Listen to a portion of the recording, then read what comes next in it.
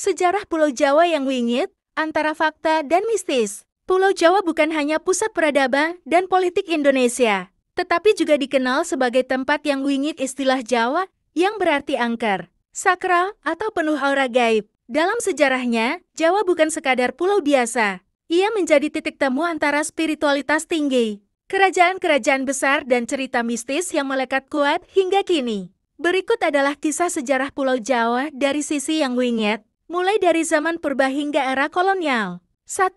Jawa dalam mitologi dan legenda. Dalam naskah-naskah kuno seperti Serat Centhini, Babat Tanah Jawi maupun tradisi lisan masyarakat, Pulau Jawa dipercaya sebagai tanah pilihan para dewa dan leluhur agung. Salah satu mitos paling terkenal adalah kisah Batara Guru yang memerintahkan para dewa untuk menyeimbangkan Pulau Jawa yang tadinya miring dengan meletakkan Gunung Mahameru, yang kini dipercaya sebagai Gunung Semeru di tengah-tengah pulau. Disinilah awal mula Jawa menjadi tanah spiritual. Gunung-gunungnya seperti Merapi, Laut, Semeru, dan Tidar bukan hanya entitas geologis, tapi juga tempat bersemayamnya makhluk-makhluk halus dan kerajaan gaib. 2. Masa kerajaan, perjanjian mistis, dan pengaruh alam gaib. Kerajaan-kerajaan besar seperti Mataram kuno, Majapahit, hingga Mataram Islam semua memiliki hubungan erat dengan dunia spiritual. Raja bukan sekadar pemimpin duniawi, tapi juga pemegang kekuatan batin dan spiritual, yang diyakini mampu berkomunikasi dengan makhluk halus atau kekuatan lain.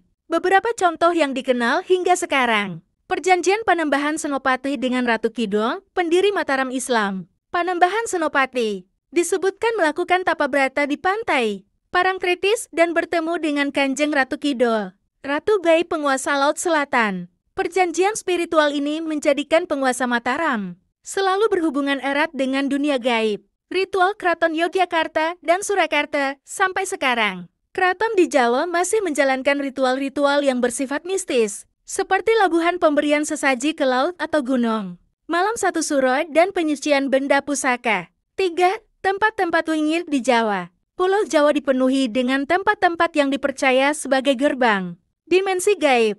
Beberapa lokasi yang dianggap paling wingit. Alas Purwo Banyuwangi dikenal sebagai hutan paling angker di Jawa. Konon katanya, tempat ini adalah kerajaan jin dan tempat para pertapa mencari ilmu kanuragan tingkat tinggi. Gunung Merapi di Iyejatang dikenal sebagai pusat kekuatan gaib yang luar biasa, dijaga oleh sosok gaib bernama Mbar Petruk dan dipercaya menjadi tempat pertemuan raja gaib dan roh leluhur. Gunung Lawu perbatasan Jateng Jatim, konon tempat moksanya Prabu Brawijaya V dan menjadi markas dari para ratu gaib seperti Ratu Ayu Kencono, Wumu dan pasukan gaibnya, Parangkusumu dan Pantai Selatan. Titik utama kekuasaan Ratu Kidul. Banyak orang yang percaya bahwa jika mengenakan pakaian hijau di sini, mereka bisa ditarik ke ILMDLIB.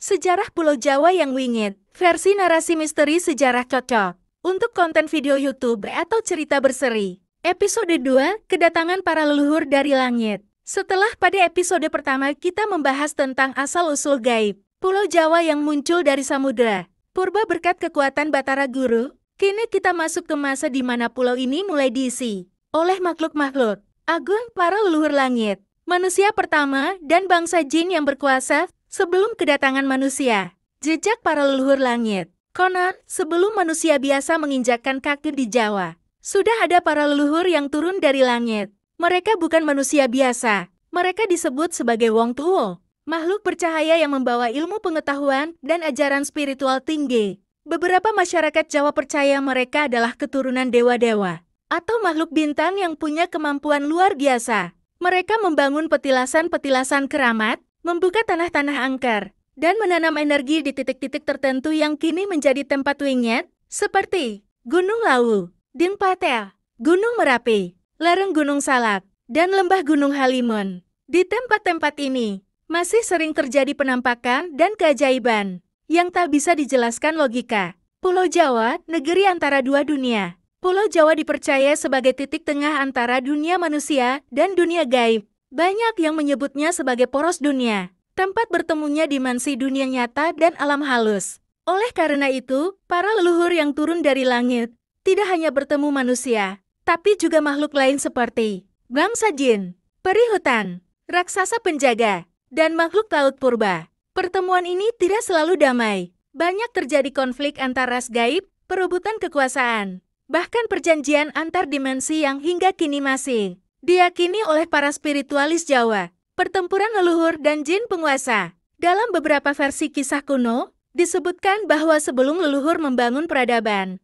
Pulau Jawa dikuasai oleh bangsa jin hitam. Mereka mendirikan kerajaan-kerajaan halus di lokasi-lokasi seperti Alas Purwo, Segoro Kidul, Gunung Tidar. Ketika para leluhur turun dan ingin menetap, terjadi pertempuran besar. Para jin tidak ingin wilayah mereka diambil. Namun dengan kekuatan ilmu, leluhur berhasil mengalahkan sebagian dan membuat perjanjian dengan sisanya. Inilah yang dipercaya sebagai awal mula adanya penunggu di tempat-tempat keramat. Karena itu adalah sisa-sisa dari kerajaan jin yang masih ada sampai sekarang. Perjanjian gaib, asal mula ilmu kejawen. Perjanjian antara leluhur dan para makhluk halus. Inilah yang akhirnya membentuk fondasi ilmu kejawen ajaran spiritual Jawa, yang syarat dengan laku, puasa, dan komunikasi dengan alam gaib. Dalam perjanjian itu, makhluk halus tidak boleh mengganggu manusia, asal manusia tidak merusak alam dan tidak berlaku sombong. Namun bila perjanjian dilanggar, maka akan muncul bencana, gunung meletus, banjir besar, wabah misterius, atau bahkan orang hilang secara gaib di hutan atau gunung. Episode 3, Sejarah Pulau Jawa yang Wingit. Lahirnya kerajaan pertama dan kutukan tanah Jawa oleh Dewa Api. Setelah para leluhur langit berhasil menetap dan berdamai dengan para makhluk gaib penjaga Jawa, kehidupan mulai terbangun. Namun, tak semua berjalan damai. Episode kali ini mengungkap sisi kelam dari awal peradaban Pulau Jawa. Kelahiran kerajaan pertama, pengkhianatan dan kutukan abadi dari Dewa Api. Kerajaan pertama di tanah Jawa, Medang Kamulan. Konon, kerajaan pertama yang berdiri di Pulau Jawa bukanlah kerajaan manusia biasa. Ia disebut Kerajaan Medang Kamulan, kerajaan spiritual yang berdiri di antara dua dunia, nyata dan gaib. Pendiri kerajaan ini adalah Prabu Giling Wese, seorang raja sakti keturunan leluhur langit.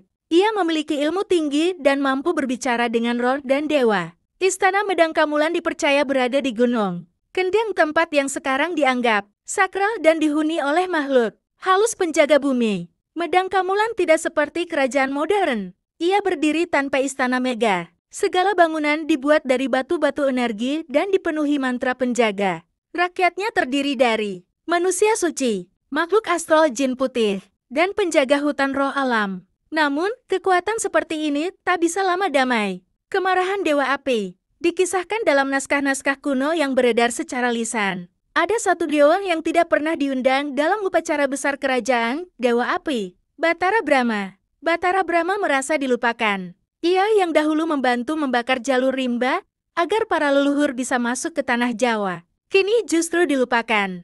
Upacara besar digelar untuk Dewa Langit dan Dewi Tanah, tapi tidak untuknya. Dalam murkanya, Batara Brahma menurunkan kutukan. Siapapun yang serakah di tanah Jawa, maka akan dibakar oleh amarahku. Gunung akan memuntahkan isi, tanah akan merekah, dan manusia akan lenyap tanpa jejak. Dan kutukan itu pun mulai berlaku. Letusan Gunung Purba dan hilangnya Medang Kamulan. Tak lama setelah kutukan Batara Brahma, sebuah letusan maha dahsyat terjadi. Gunung Purba yang kini dipercaya sebagai Gunung Merapi meletus dengan kekuatan yang tidak bisa dijelaskan.